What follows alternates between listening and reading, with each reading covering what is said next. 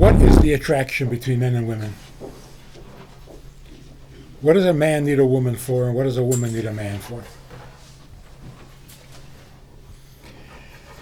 The old answer, the traditional answer was for sex. But that's not a good answer, because it doesn't take a man and a woman. What is unique about a man-woman relationship that doesn't exist anywhere else? If we don't know the answer to that, we're pretty clueless about life itself. So what does the Torah say about men and women? You look right at the beginning of Bereshis. The Torah says that man and woman were really one person, right? Male and female. God divided them, separated them into two people. And then the Torah says, Al Kain, right after they were separated, it says, Al Kain, Yazev ish es aviv es imei. That's why a man should leave his mother and father and cleave to his wife and become one flesh. That's the story. The story is that male and female are not meant to be separate. The original human being was both. So when they got separated, we think, oh, that made them normal. Because to be male and female, that's a little weird. When they were separated into two people, that was like an improvement. That made them normal. Now everything is okay. So the Torah says the opposite. That separation is unnatural, and it needs to be fixed. How do you fix it? By getting married. So why do male and female need each other? To be complete. Because a complete human being is both male and female. So what is the purpose of intimacy? The purpose of intimacy is to become whole, to become complete, to become one. In secular terms, when a couple are married, but for some reason they don't become one, they're happily married, they have no complaints, but they haven't become one. How do we know this? Because if you speak to them individually, they will tell you that they feel completely alone in the world, which is a terrible feeling. In fact, it's a health hazard. In England, they appointed a man in the Ministry of Health. They appointed a guy to be the Ministry of Loneliness, because they realized that feeling alone actually undermines your immune system, and you become vulnerable to all sorts of diseases. And since they have socialized medicine, the government is interested in preventing diseases, because then they have to pay for it. So they're looking to see what they can do about the loneliness that is making people sick. There was a song on popular music back in the 70s, maybe 80s, 70s, 80s, called The Piano Man. And there's a line in that song where it says, they're sharing a drink they call loneliness, but it's better than drinking alone.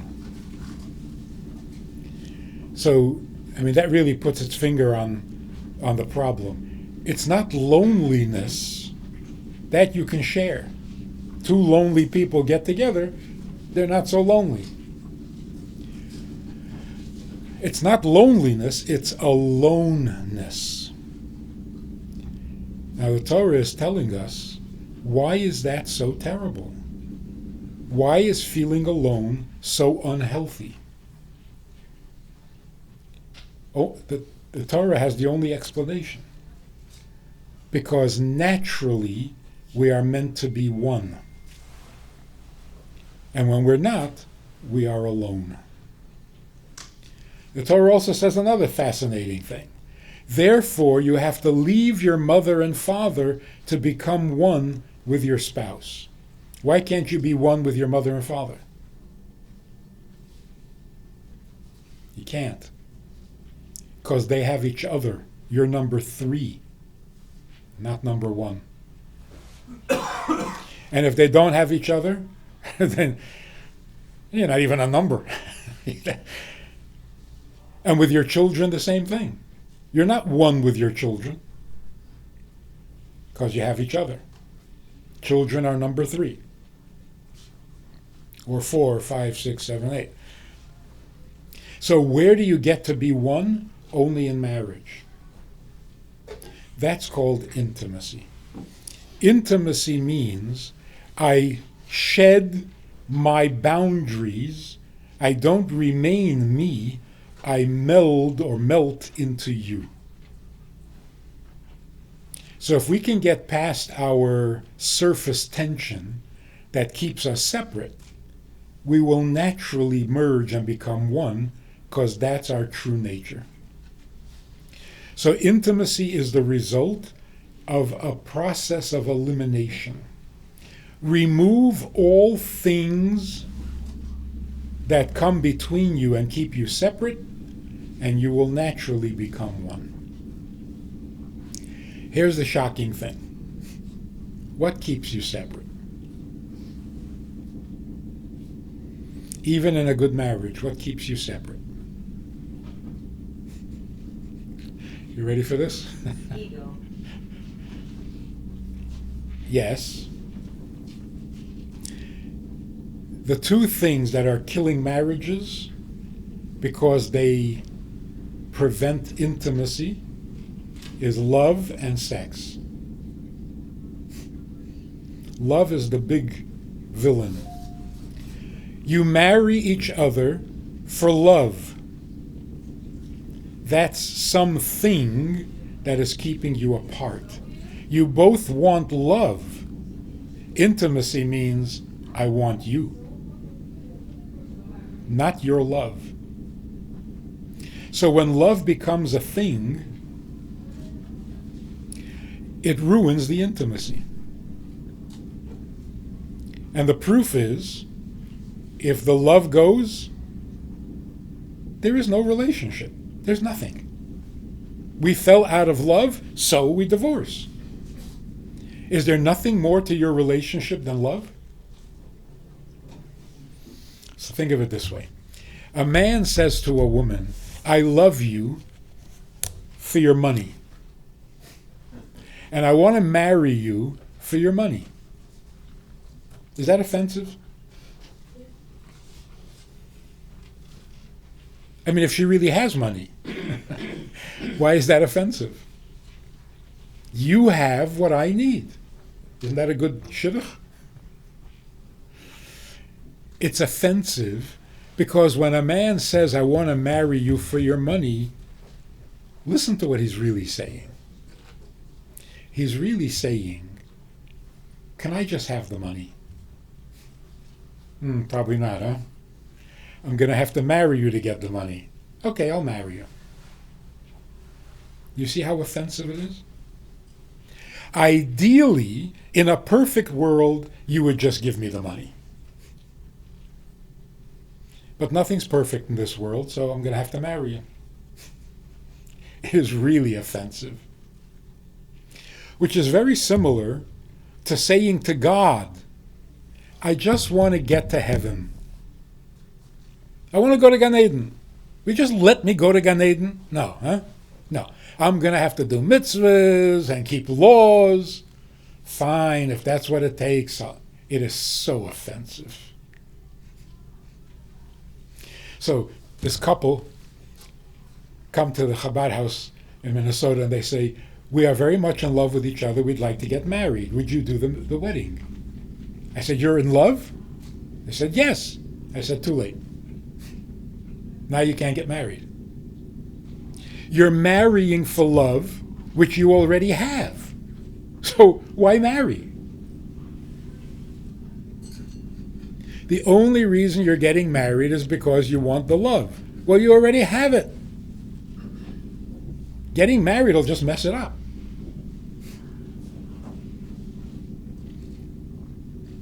The Mishnah says in Pirkei Avos, a love that is dependent on something will not last. We can now understand what is the thing, love itself. When love becomes your thing, your marriage will not last. Because why is that any better than saying, I want to marry you for your money? I want to marry you for your love.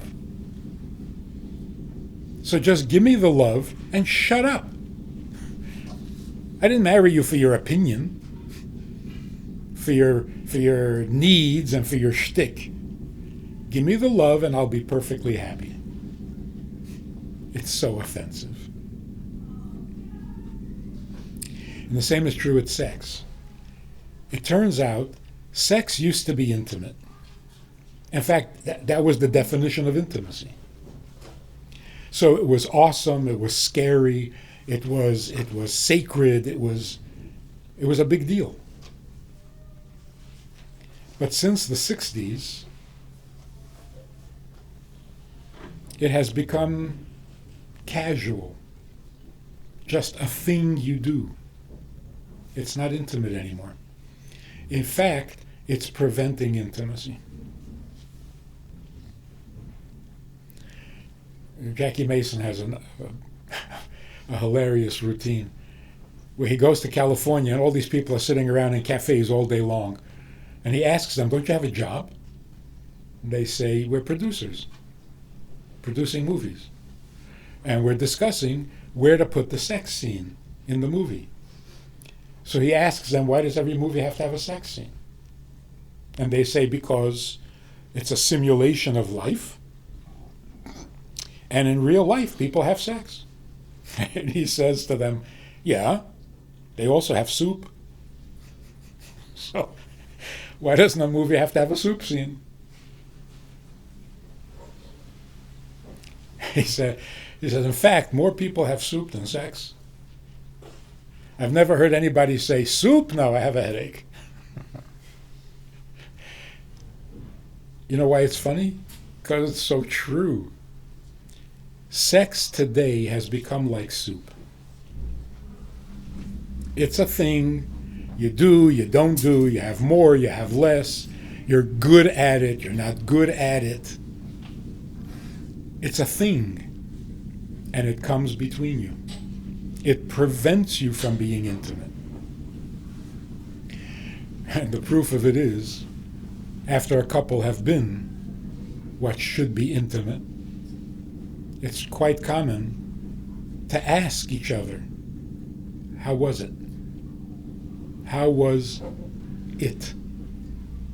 You just did something really intimate, and you're referring to intimacy as an it.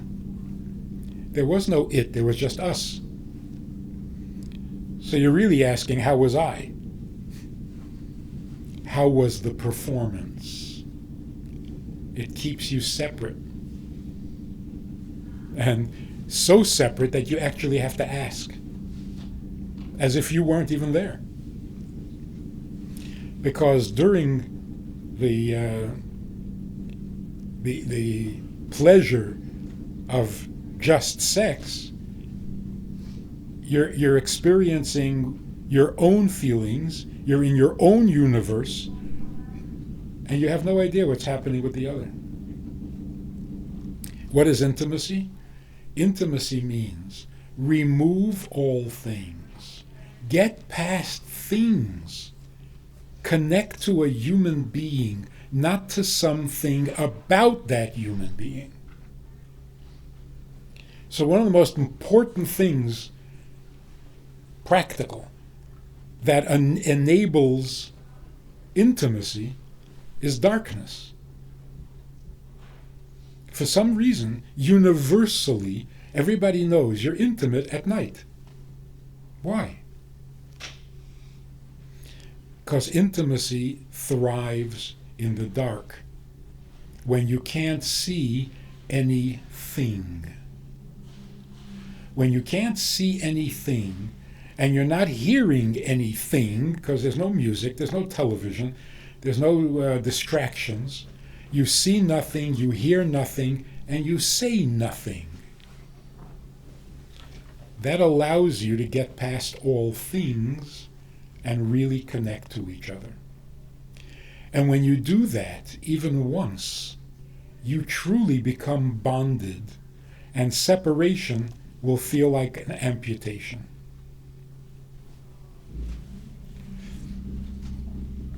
That's why the Torah tells us, don't play with intimacy. Because if what you're doing is not intimate, you're becoming callous, you're becoming jaded. If it does become intimate and you're not married, well, then you might as well be married, because you are now bonded. And if you separate, it's going to feel like a divorce. It's going to be traumatic. So all the laws of modesty, the laws of yichud, the laws of negia, they're just brilliant understanding of what intimacy means. So I go on these talk shows or podcasts or whatever it is with some very, very liberal people. And it's so surprising how enthusiastically they react to this. Turn off the lights. Stop playing games. This is not a performance. Get to real intimacy. And they're like, wow. Because we are starving. You know, according to the statistics, the Pew statistics, the average couple in America, married or not, the average couple in America have sex maybe once a month. This is how a civilization becomes extinct. This is really not good news. God is not happy with this development, because the Torah is not trying to limit or prevent intimacy. The Torah is trying to prevent your intimacy from becoming soup. It has become soup. For all practical purposes in America today, sex is finished. Nobody is really interested anymore. People won't admit it, but it's true. It has become burdensome, distasteful, just a social pressure. It's like a new religion. Nobody wants it, but you have to do it. Is that a good definition of religion?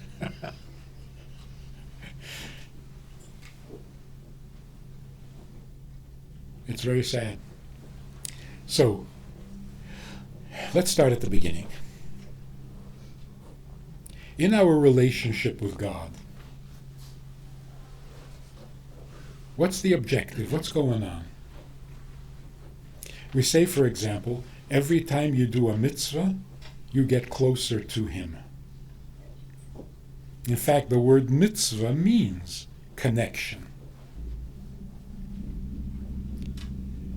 How does that happen? How does doing a mitzvah get you closer to Him?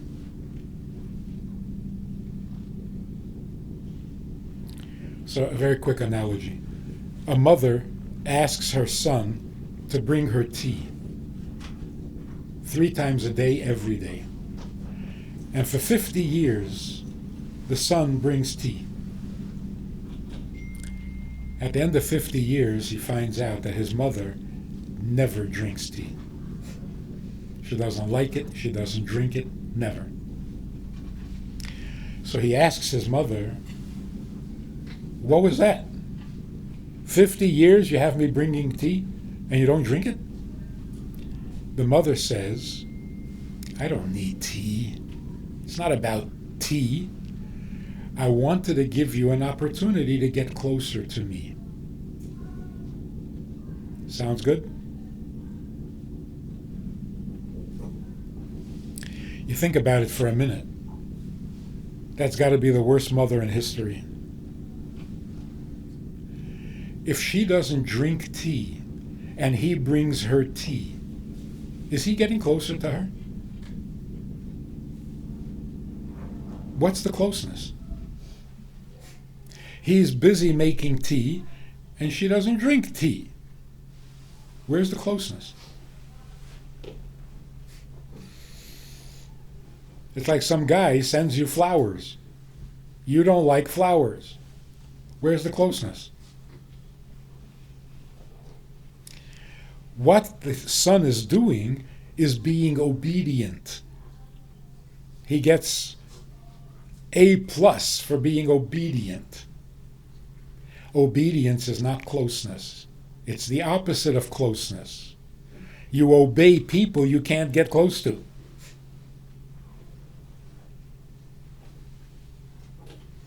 When we do a mitzvah, are we getting closer or are we just being obedient? Well, that depends. Does God drink tea? If the mitzvah is something that he needs, then you're getting closer. Because the mitzvah is his life. But in the analogy, if the mother asks the son to do something she doesn't need, she is in effect telling him, stay out of my life. Go make tea. It's very nasty. The proof is, what if there's another brother and the mother asks the other brother to make her coffee? And she loves coffee. Now you see the difference? The son who brings her coffee is engaged in her life because coffee is her life. The guy making tea has been kept out of her life. So the mitzvah to God is like coffee or like tea? The mitzvah is God's life. So when you do a mitzvah, you're getting closer to him. You're getting as close as the mitzvah. And the mitzvah is very close to him, dear to him. Now, if the mitzvah is dear to him and he gives the mitzvah to you, what does that say about you?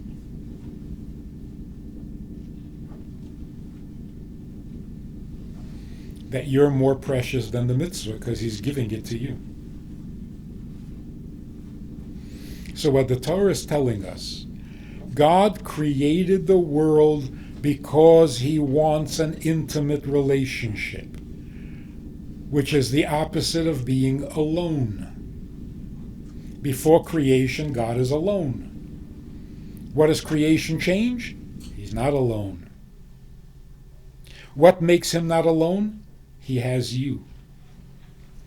What does he want from you? To not be alone. So it's not something that he's after, it's someone. That's intimacy. But if God wants you, he wants you on the same page as him, not against him. So what are all the mitzvahs in the Torah? All the mitzvahs in Torah are God telling you what page he's on and asking you to join him on that page. God keeps Shabbos, keep Shabbos with me. God keeps Yom Tov, keep Yom Tov with me. God is holy, be holy with me.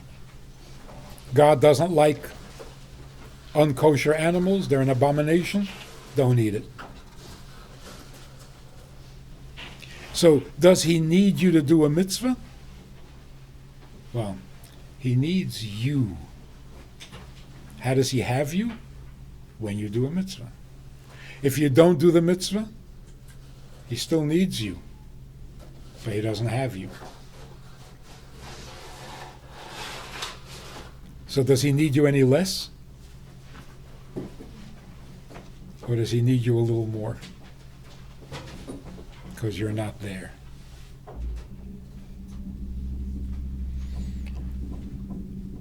God wants intimacy, and in marriage, we are behaving like him. We are achieving intimacy by finding someone other than me to be with me. And what do you need from your spouse? You don't need anything from your spouse. You need your spouse. That's intimacy. So this guy says to me, I love everything about my wife. There's nothing about her that I don't love. Which is kind of strange because she's miserable and wants a divorce. I said, something's not adding up here. You love everything about your wife and she wants a divorce? You love everything about her. Do you love her? What about her? No, not about her. Do you love her? He says, I don't know what that means.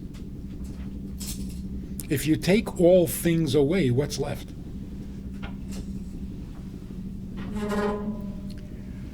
So imagine a guy says, I love everything about my wife. She has money. I love money. She has good looks. I love good looks. She loves me. I love being loved. She has a sense of humor. I love her sense of humor. I love everything about her. I even love her mother. The only thing I don't love is her. No surprise that she feels alone in the world. So if you take all things away, what is left? When people say, why can't you accept me for who I am? It hurts when you're not accepted for who you are. But what does that even mean? Accept me for who I am. Okay, who am you? Nobody knows. I love you because. Oh, because? That's no good. So what do you want me to do? Just love me as I am. Well, I do.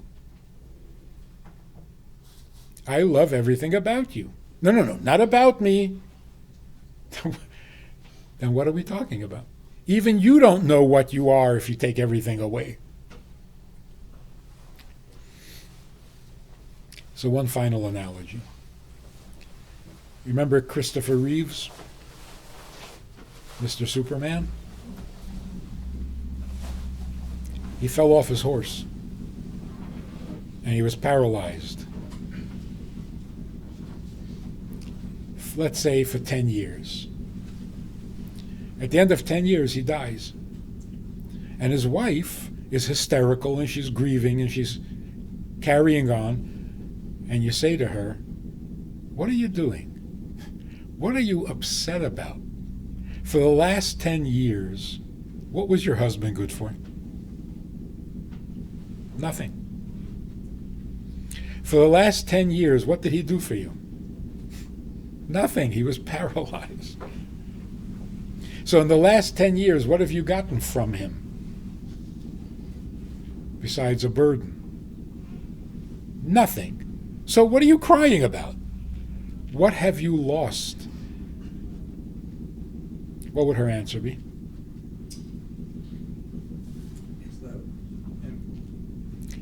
I had him. Now I don't have him. What was I getting from him? That's a nasty question. I wasn't using him. to get something. I was married to him. I had him. I want him. And now I don't have him.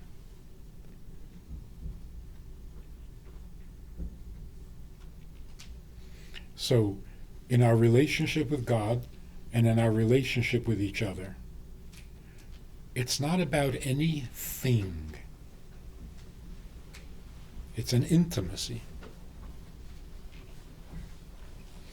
And that's why Afal pi shachata Yisraelhu, a Jew who doesn't do mitzvahs is still Jewish. Why? God still needs him as a Jew. And the fact that he's not participating makes the need stronger, not weaker.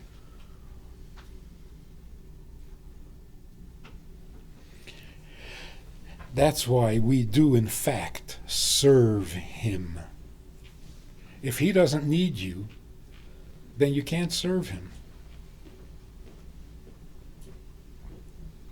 The reason we say, Ivdu es Hashem, serve God with joy, is because he does need you.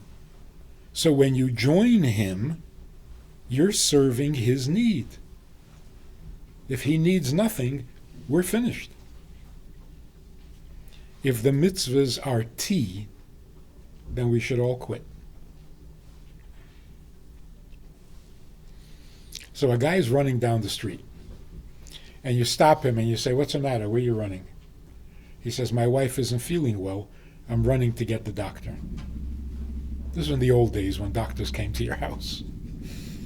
He says, "I'm running to get a doctor." So you say, "Wow, you really love your wife."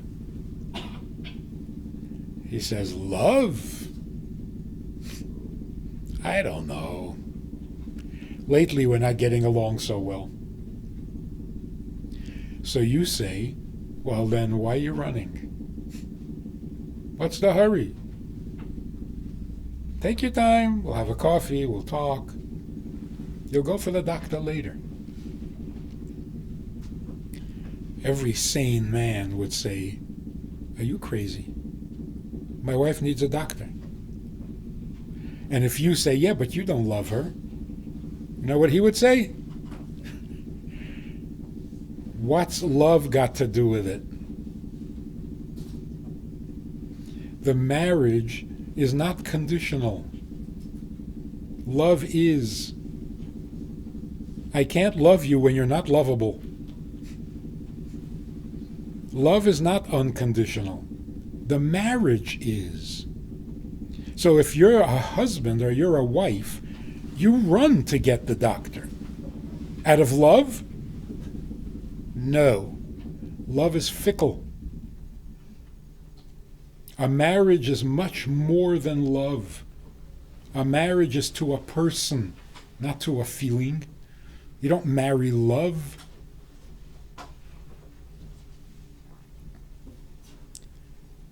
Our grandparents married each other. And if you say, "Oh yeah, but they were not so happy with each other," you're right. They were not happy about things, but they would never give up each other. And we're trying to do the opposite. I want to love everything about you, I just don't need you.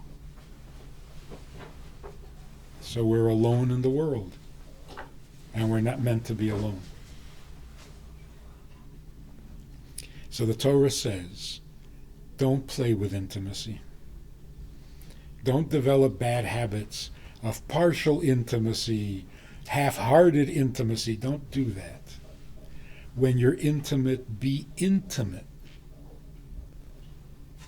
Bonded forever. If you're not intimate, then don't play with it. Don't turn sex into soup, because you're going to lose interest and your civilization will disappear. Now, if you ask your grandmother, what happens in the bedroom? You know what your grandmother would say? Nothing. You say, come on, tell me, what happens in the bedroom? Your grandmother says, nothing. And you think she doesn't want to tell you. She is telling you. A bedroom is a place where no thing happens. It's just two people being with each other. If you bring something into the bedroom, you're killing it. If the connection between two people is because of something, that is not a real connection. We both love pina colada and walks in the rain, then have pina colada and walks in the rain. Don't get married. You love the love, then enjoy the love. Don't get married. You love the sex, it's good sex, then have sex. Don't turn that into a marriage. Marriage means I want you because you're not me. That's a marriage. And when they're intimate, there's no thing happening. They're with each other, which is always perfect. It's not a performance.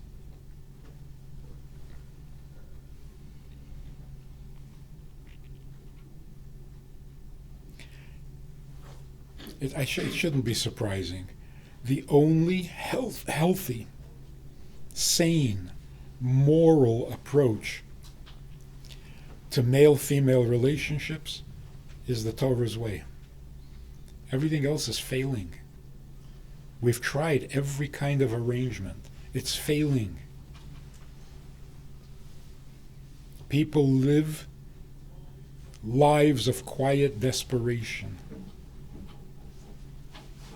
Anxiety, loneliness. What is going on? What happened to the joy of life?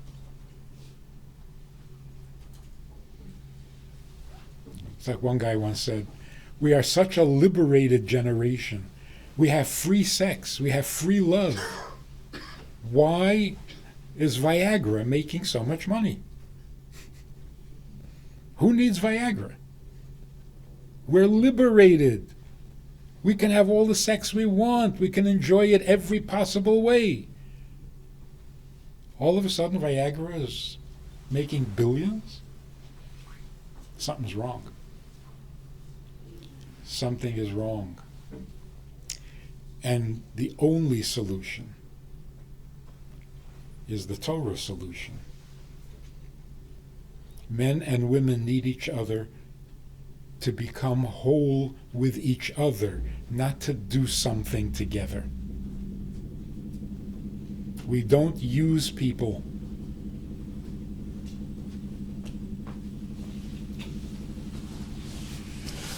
Using people is abusing people, even if it's mutual.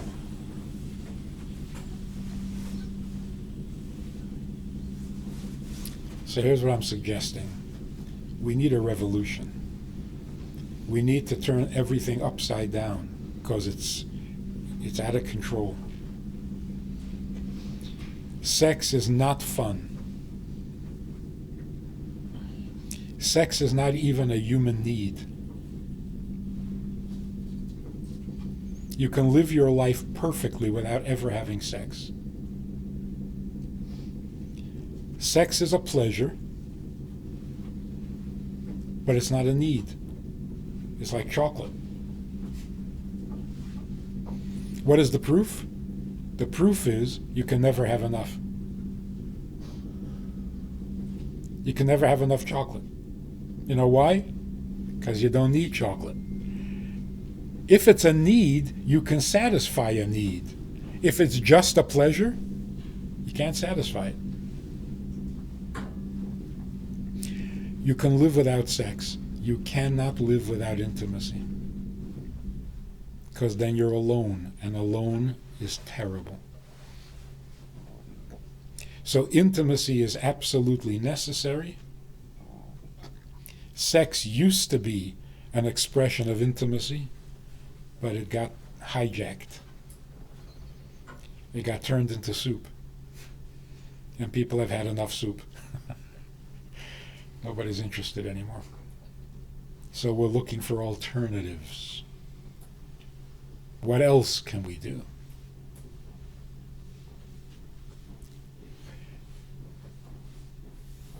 It shouldn't be surprising that the Torah has the only sane, healthy, moral approach to something as basic as biology.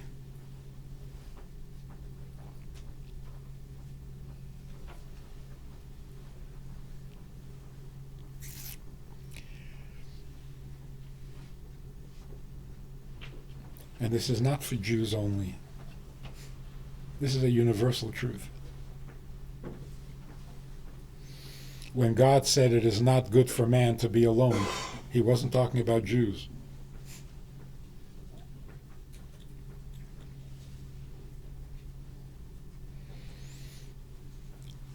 So here's the conclusion. The need for intimacy is a godly instinct, not a human one. When God says it's not good to be alone, is that true? It's not good to be alone?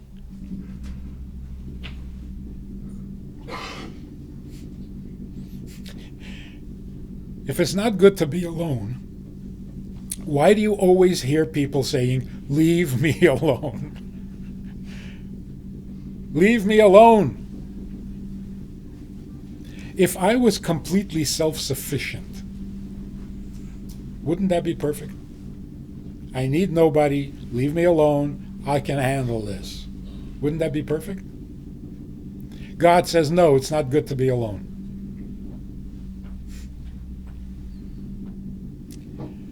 God is talking about himself. It's not good to be alone. And by saying it, he's creating that reality in our nature as well.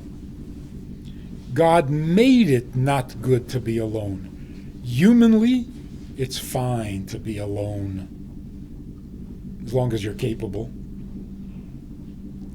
So the instinct that makes being alone so terrible is the godly part in us, not the human part. Does this make sense? If God hadn't said that it's not good to be alone, we would be perfectly happy being alone.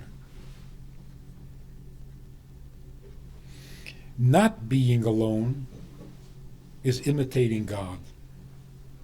God created the world because he doesn't enjoy being alone for no obvious reason, because he needs nothing. Why isn't he content to be alone?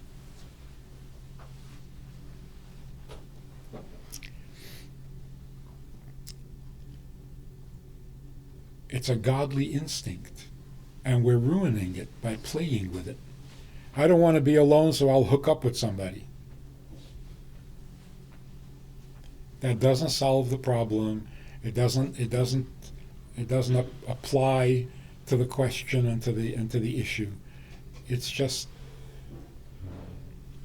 mucking everything up. So what we need today, and you can tell this to anyone who's willing to listen, we've made a mockery of intimacy, and it's not working. The Me Too movement,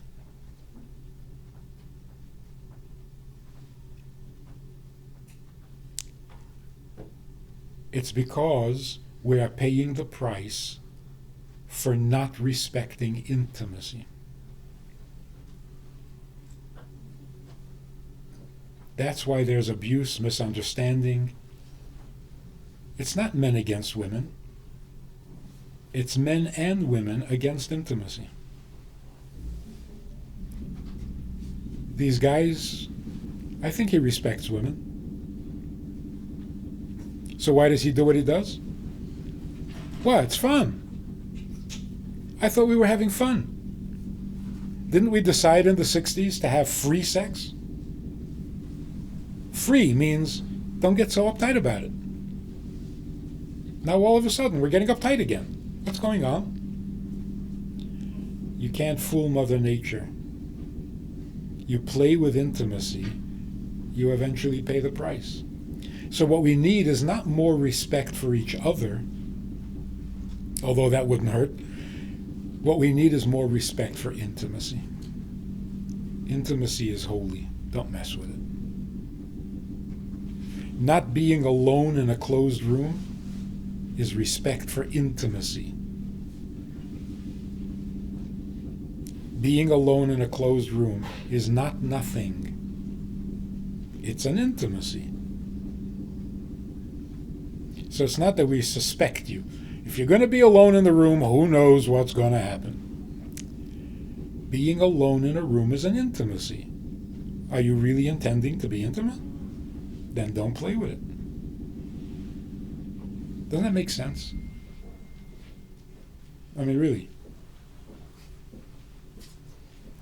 I think it's the only sanity that can keep a society together. What do you think?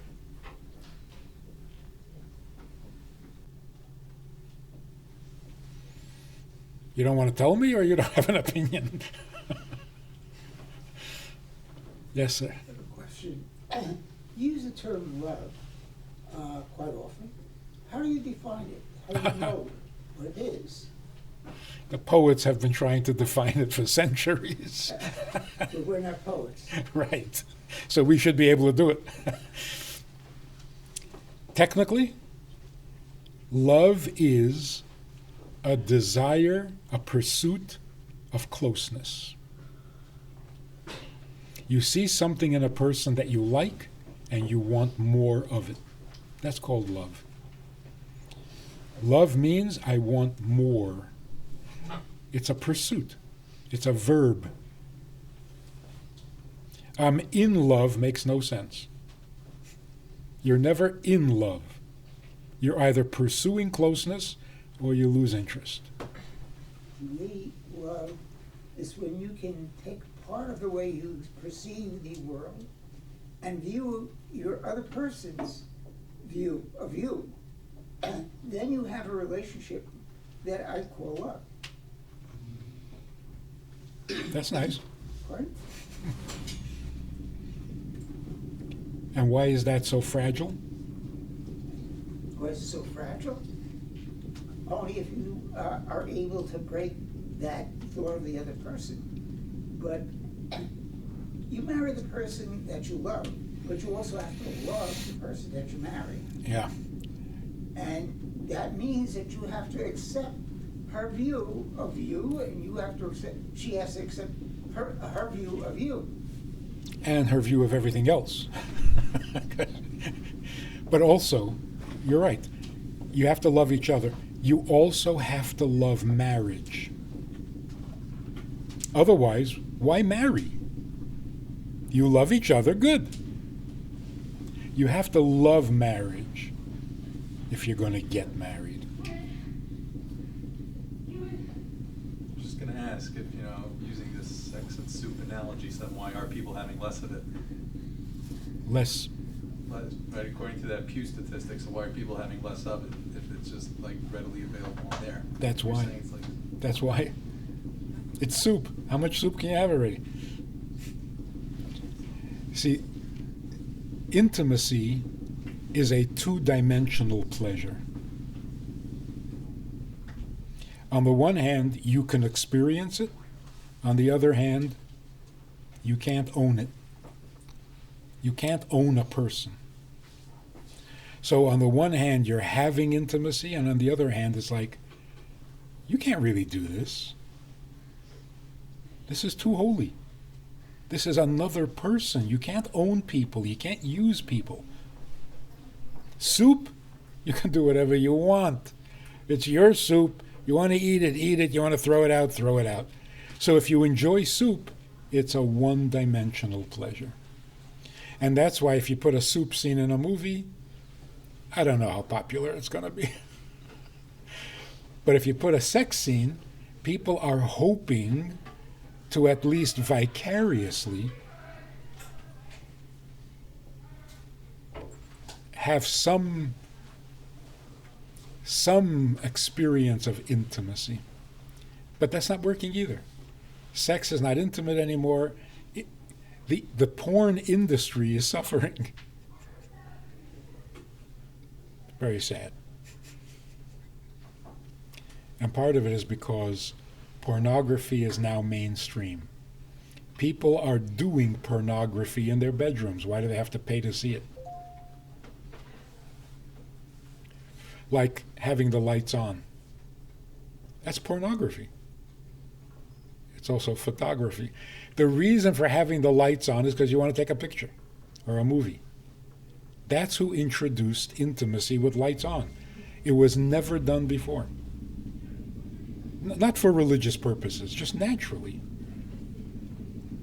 Look at the reruns of I Love Lucy or The Honeymooners or any of those shows back in the 50s. When they were going to be intimate, what did they do? Turned off the lamp. What happened? When did that change? Pornography. So we got to reclaim our innocence. We got to reclaim our true nature. We need intimacy. We don't need recreational sex. We don't need it. And that's why the media has to push it all the time. They got to keep pumping it. Oh yeah, sex, you got to have sex. There's 12 secrets to better sex. There are no secrets, and there is no better sex. You're ruining everything. It's like, if you're thinking of good sex, you don't have good sex. You're too self-conscious. Some guy said to me, I'm just wondering, do you sleep with your beard under the blanket or on top of the blanket? Innocent little question, right? I couldn't sleep for a week. All of a sudden, I'm self-conscious about, so I tried it on the blanket, under the blanket, back and forth. You take a perfectly natural condition and you make yourself self-conscious and you ruin it. Like a guy said, how long did it take you to grow that beard? How long did it take? You mean, how invested was I in this project? It's not a project. I neglect it, and this is the result. Don't make me self-conscious about something so natural. How does mikvah play into this whole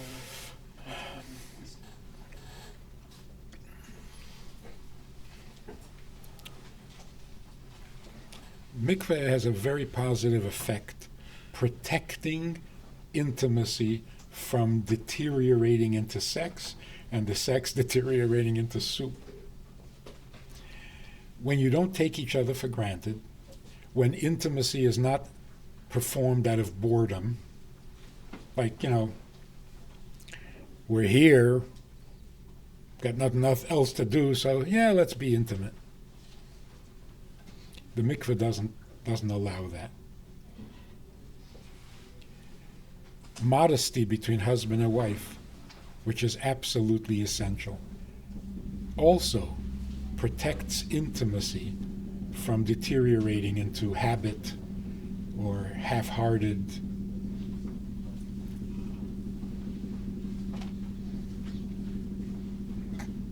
I think also on that topic, but it's what's so rampant now, suffering on the same thing, but addiction is disconnect. Addiction is a lack of, it's coming from a painful, whether it's self-harm, any type of addiction that's out there, it's a lack of connection, and it's filling it with all, but it's, the need for connection is the basic human need, and it's what all, numbing it with all these other things, and ignoring that need for connection just brings loneliness, and it separates us from what we really want. But I think if we all are able to realize within ourselves the need that it's even, sometimes we don't even think we need it, but the need that we all have we really want to feel connected to the other person. And there's big value in being in a relationship that the spouse is, that you're connected, and it's not, it's definitely an amazing thing to strive for. There's a little bit of a confusion. On the one hand, I want intimacy for me. I miss it. I need it. I want it. On the other hand, intimacy means getting past me. If I'm focused on what I need, I'll never connect to you. You're saying real connection is about being there for someone else. Real connection means dissolving, not maintaining. So we get a little confused. So marriage is good for me? Or is marriage the dissolving of me? And the answer is yes. It is so good for a person to be more than just themselves. In fact, it's essential. So here's the takeaway. If you want to know what a human being is, what's the definition of a human being? The difference between an animal and a human being is that an animal wants to be an animal. So if you allow the animal to be an animal, it's perfectly content. A human being, on the other hand, the human being is never content to be human. That makes sense? The nature of a human being is that he's not content being human. Because the human being needs to contribute something. He was created human and remains human, then he hasn't contributed anything. A human being by nature, not by religion, a human being by nature needs to be more than human. Otherwise, it's a wasted life. But what's more than human? The first thing is not just me. Bigger than just me. The first step is another in my life. So it's getting past your human, the glass ceiling. I don't want to be just human. That was given. What have I accomplished?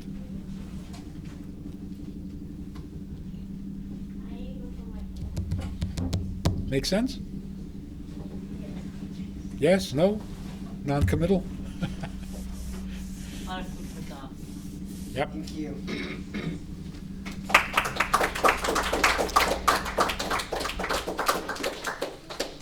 You know Purim is coming? You heard about it? You know there's a mitzvah on Purim to get drunk out of your mind? Yeah, we do. You know what that means? It doesn't mean alcohol. It means on Purim, get beyond yourself.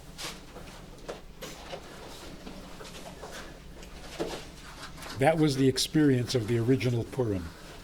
People got beyond themselves, which is what we all desperately need. On Purim, when the miracle happened, people fought beyond themselves and went back to serving God properly. So have a happy Purim. Thank you. Transcend yourself. Make real contact with other people. And we should have nothing but good news.